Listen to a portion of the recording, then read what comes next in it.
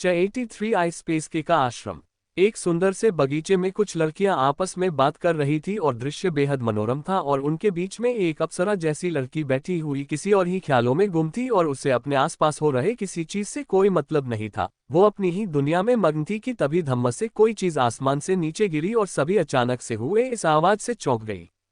वहीं सबने देखा कि किसी का शव नीचे गिरा है, लेकिन उन सब में से कोई भी इस इंसान को नहीं पहचानता था और उन्हें इस बात का गुस्सा था कि कोई उनके इस सुंदर से बगीचे में ये शव कैसे गिरा सकता है। उनमें से एक ने चिल्लाते हुए कहा, किसकी इतनी हिम्मत हुई कि महाराज के बगीचे में किसी का शव गिरा दे? यदि तुम सामने नहीं आए तो तुम्हें घसीट कर लाना पड़ेगा।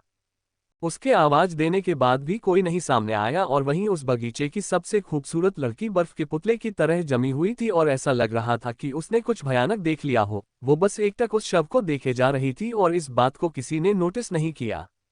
एक लड़की ने उसकी ओर मुड़ते हुए कहा, राजकुमारी, देखिए किसकी इतनी हिम्मत हो गई कि ये शव गिरा कर चला गया। आप ये बात तुरंत महाराज को सूचित कीजिए, वो महल से भागना नहीं चाहिए। और तभी उसकी नज़र जमी हुई राजकुमारी पर पड़ी जो उस शव को देखे जा रही थी।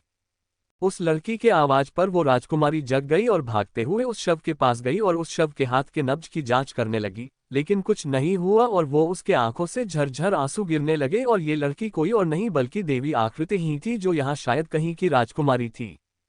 जब उसके साथ वाली लड़कियों ने राजकुमारी के आंखों में आंसू देखे तो एक लड़की आगे आते हुए कही, राजकुमारी, क्या आप इस इंसान को जानती है?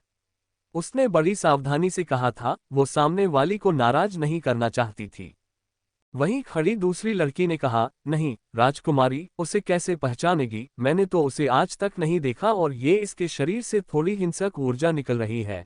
लगता है मरने से पहले ये कोई राक्षसों की तकनीक का उपयोग करता था। लेकिन इसकी नाड़ी कितनी पतली है, ऐसी नाड़ी तो इस पूरे लोक में किसी की नहीं होती। उस राजकुमारी ने कुछ नहीं कहा और चुपचाप उस शव को अपने पास रख लिया और मन में कहा, मुझे पता है कि तुम्हारी आत्मा कैद है। जब मैं इस कैद से आज़ाद हो जाऊंगी तो मैं खुद वहां आकर तुम्हारे आत्मा को इस शरीर में डालूंगी और उस इंसान का कत्ल करूंगी। उसकी हिम्मत कैसे हुई मेरे कहने पर भी तुम्हारे आत्मा को कैद करने की? वहीं दिव्य लोक में अब रोनन को उस गुफा में गए कई दिन हो चुके थे और फिर अचानक से उस पेड़ के बाहर हवा में थोड़ी कंपन हुई और रोनन दिव्य लोक के निचले सतह पर पहुंच गया और अब वो अनाया के सामने खड़ा था और वो दोनों टेलीपोर्टर में से गायब होकर एक बेहद ठंडी जगह पर पहुंच गए, जहां रूह कंपा देने वाली हवा चल रही थी और अनाया को इस हवा से कोई फर्क नहीं पड़ रहा था। वो दोनों जिस जगह खड़े थे वहीं से कुछ दूरी पर स्पेस खुला और दो सुंदर लड़कियां बहर आई, जिसमें एक 25 वर्ष की दिख रही थी और एक 40 वर्ष की दिख रही थी और वो एक झटके में रोनन और अनाया के सामने पहुंच गए। उस औरत ने रोनन को देखते हुए कहा, क्या तुम ही मुझसे मिलना चाहते थे? रोनन को इस घमंडी औरत के बारे में पता था, इसलिए उसने बस अनाया को आगे कर दिया और बोला, नहीं, मैं इसे तुम्हारे आई स्पेस में भेजना चाहता था और वहां के आश्रम में एडमिशन दिलाना चाहता था। रोनन को जो बोलना था उसने सीधा कह दिया और वैसे भी उसे इस औरत से ज्यादा मुंह लगाने का मन नहीं था।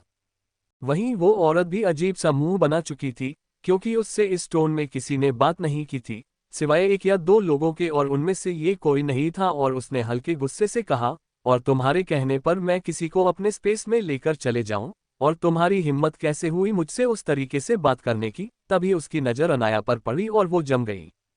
अनाया की आंखें चमक रही थी और उसके शरीर पर बर्फ तैर रही थी। ऐसा लग रहा था कि उसके शरीर पर बर्फ हमेशा के लिए रहना चाहती हो। और वहीं दूसरी ओर अनाया उस औरत को गुस्से से घूर रही थी, क्योंकि उसके गुरु से कोई इस टोन में बात करे उसने ये पहली बार देखा था।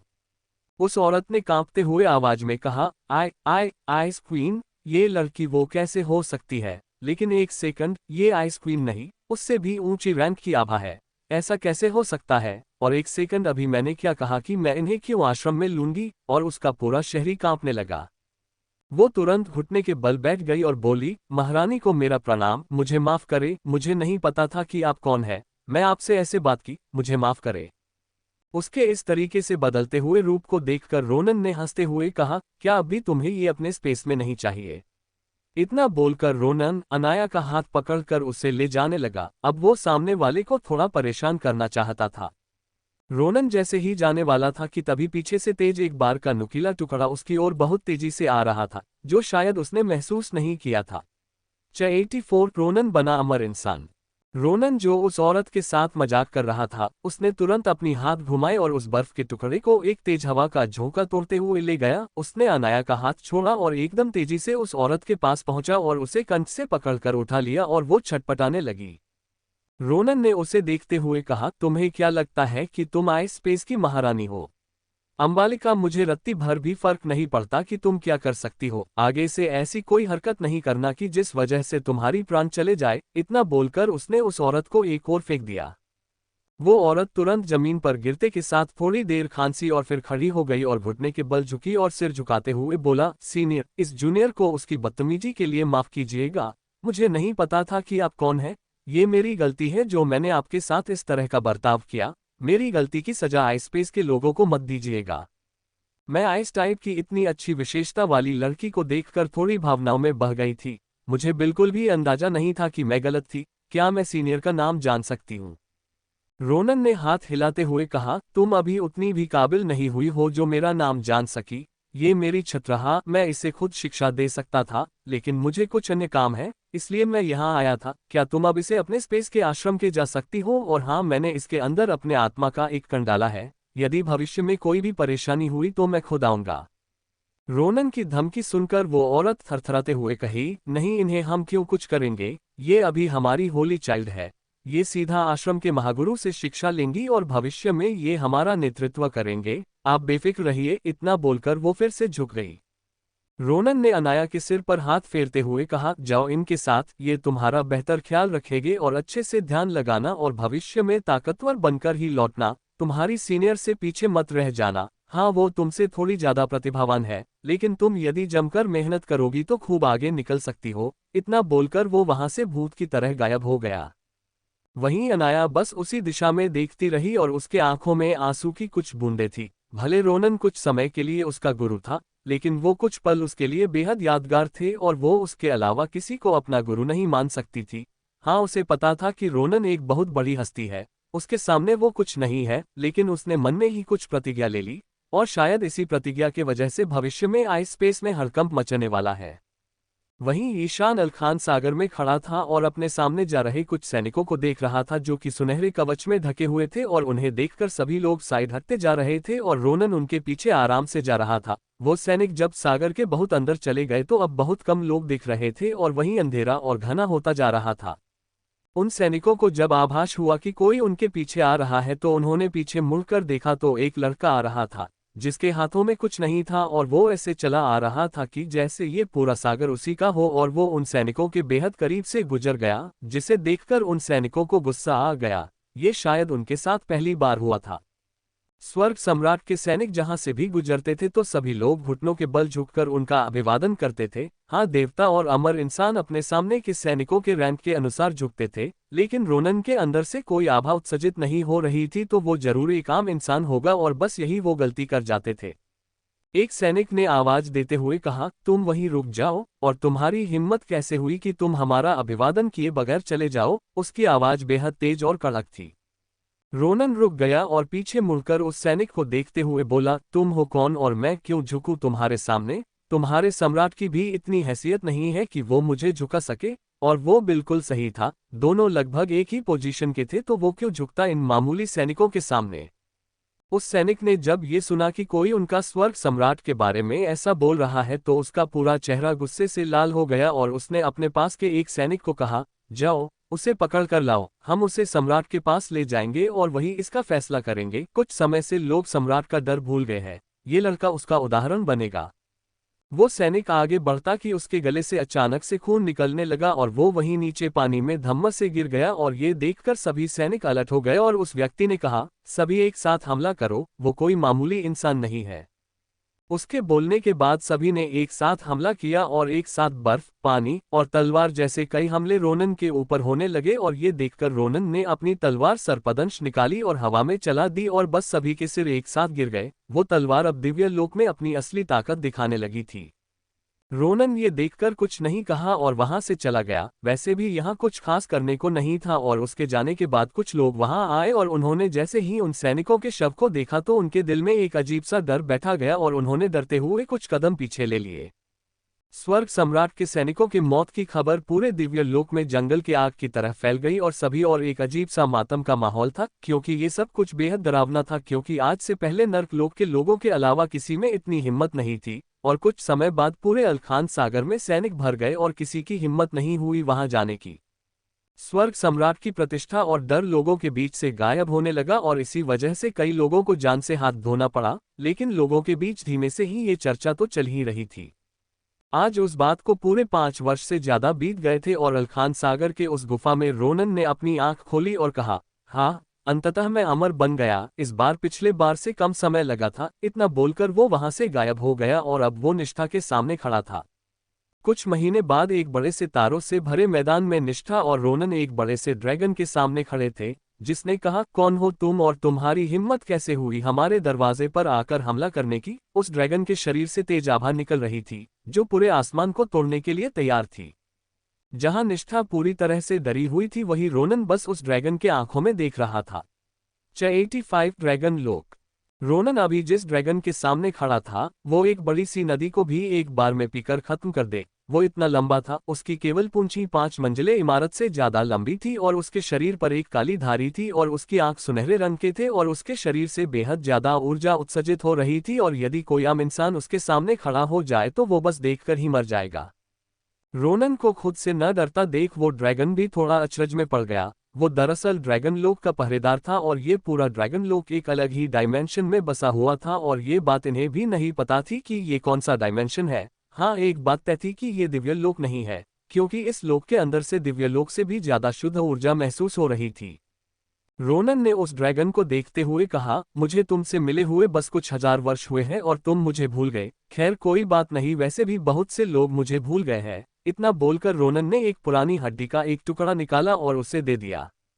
वो ड्रैगन जैसे ही उस टुकड़े को देखा तो उसका पूरा शरीर सिहर गया और बोला, लॉर्ड, आप कौन हैं और आपके पास ये रेड ड्रैगन का टोकन कहाँ से आया? रोनन ने चिढ़ते हुए कहा, क्या तुम सभी सवाल यही करोगे या अंदर भी आने को कहोगे?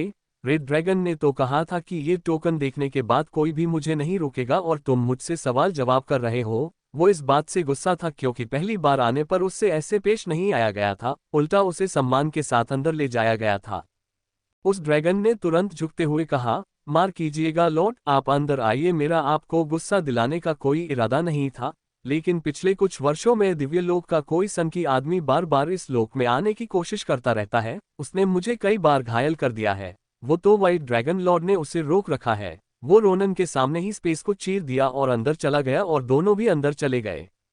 आइए थोड़ा इन ड्रैगन का इतिहास जान लेते हैं। ड्रैगन पूरे लोक में सबसे ताकतवर माने जाते हैं और ऐसा भी कहा जाता है कि जब पूरे संसार की रचना हो रही थी तो सबसे पहला जीव एक ड्रैगन ही था और उसके बाद सभी की रचना हुई। सबसे पहला जीव होने की वजह से वो सबसे ज्यादा शक्तिशाली है। इन ड्रैगन में भी सबसे ऊपर रेड ड्रैगन के वंशज आते हैं और फिर हरे ड्रैगन और व्हाइट ड्रैगन और बाकी के सभी इनके नीचे आते हैं। सबसे ज्यादा क्रूर ग्रीन ड्रैगन माना जाता है और सबसे शांत व्हाइट ड्रैगन और रेड ड्रैगन तो इन सबसे ऊपर ही है। इनकी शक्ति इतनी भयानक है कि स्वर्ग या नरक सम्राट कोई भी इनके आगे टिक नहीं सकता। रेड और ग्रीन दोनों सम्राट से ज्यादा शक्तिशाली है। रोनन अपने पिछले जीवन में जब अपने माँ पिता की खोज कर रहा था तभी वो इस जगह पर आ गया था और उसके शरीर में ड्रैगन की ऊर्जा होने की वजह से उसे प्रवेश भी मिल गया था और उसने यहाँ कुछ हजार वर्ष बिताए थे और उसकी दोस्ती रेड ड्रैगन लॉर्ड से हो गई थी और ये वही टोकन उनके द्वारा दिया गया था। रोनन को सीधे एक बड़े से जंगल में ले जाया गया और निष्ठा सब कुछ आंखें फाड़ कर देख रही थी। ये उसके लिए सपनों की दुनिया थी, क्योंकि हर जगह बड़े पेड़ दिख रहे थे और आसमान में ड्रैगन विचरण कर रहे थे। बड़ी बड़ी महल जैसी इमारत हर जगह दिख रही थी और प्रकृति में ऊर्जा भी बेहद अधिक मात्रा में दिख रही थी। उसे रास्ते के कुछ एल्फ भी दिखाई दिए थे और वो सभी खुशी खुशी यहाँ रह रहे थे। रोनन और निष्ठा एक सबसे सुंदर महल के पास पहुंचे और बाहर कुछ इंसान खड़े थे। वो भी एक ड्रैगन ही थे, लेकिन उन्होंने अपना रूप बदल रखा था और वो सम्मान सहित रोनन और निष्ठा को एक कमरे में ले गए। उसे कमरा नहीं, एक बड़ा सा मैदान कहना ज्यादा बेहतर रहेगा, क्योंकि वो उतना ही बड़ा था। रोनन जब वहां पहुंचा तो उसे एक कुर्सी बैठने के लिए दिया गया और कुछ समय बाद उस कमरे में एक बेहद तगड़ा व्यक्ति प्रवेश किया और बोला, अरे भाई, लोग ज्यादा समय बीतने पर ताकतवर बनते हैं, लेकिन तुम देवता से सीधे अमर इंसान बन गए और अपना चेहरा भी बदल लिया। लेकिन एक सेकंड, वो बोलते बोलते रुक गया और फिर अचानक से उससे लगा कि उसका शरीर उसे रोनन के सामने झुकने के लिए बोल रहा हो और वो चिल्लाते हुए बोला, अपनी ऊर्जा निकालना बंद करो, वो मेरे ब्लड लाइन को दबा रही है। और रोनन ने वैसा ही किया। वो व्यक्ति शांत हुआ और रोनन को घूरने लगा और बोला, तुम्हारे पास इतनी खतरनाक ऊर्जा कहाँ से आई? तुम्हारे पास केवल रेड ड्रैगन की ऊर्जा थी ना? रोनन ने कहा, वो छोड़ो, पहले इस बच्ची को देखो, क्या तुम्हें इसमें कुछ खास दिख रहा है? उस व्यक्ति ने निष्ठा को देखा, फिर और थोड़ा अच्छे से देखा और आंखें चौड़ी करते हुए बोला, ये तो रेड ड्रैगन की ऊर्जा और ब्लड लाइन है। एक सेकंड, ये बच्ची कहीं वो तो नहीं? उसने निष्ठा से उसकी ब्लड लाइन एक्टिवेट करने को कहा और निष्ठा ने ऐसा ही किया। निष्ठा ने जैसे ही वो किया, वो व्यक्ति अपने कुर्सी से हल्का सा गिरते हुए बचा और चिल्लाते हुए बोला, ये तो ड्रैगन क्वीन है, इसके पास मेरे पूर्वजों की ब्लड लाइन है। लेकिन तुम कहना क्या चाहते हो? जहां एक तरफ ये सब चल रहा था, वहीं एस्लोन पर गुरुदत्त आश्रम में निरंजन दास आसमान की ओर देखते हुए बोले, वो लड़का कहाँ होगा? क्या मैं कभी उस दुनिया को देख पाऊंगा? और तभी उनके आंखों के सामने घने बादल मंडराने लगे और तेज बिजली चमकने लगी और आसमान से आग की बारिश होने लगी। ये देखकर निरंजन दास की आंखें चौड़ी हो गई और वो बोले, नहीं, ये फिर से हो रहा है कहीं? वो लोग, ये सोचकर ही उसकी रूह कांप गई। लेकिन वो जैसे ही उस ख्याल को नकारने वाले थे कि उनके सामने आसमान में एक परछाई आने लगी और उनका बुरा सपना सच हो गया और वो धड़ाम से जमीन पर गिर गए। कैसा बुरा सपना सच हो गया था? क्या थी निष्ठा की सच्चाई? किसकी परछाई आसमान में दिखी थी और फिर से आग की बारिश होने का क्या मतलब था? जानने के लिए पढ़ते रहे अगला chapter. Please join my Telegram channel, link in description. And please subscribe my channel. Thank you. Bye bye.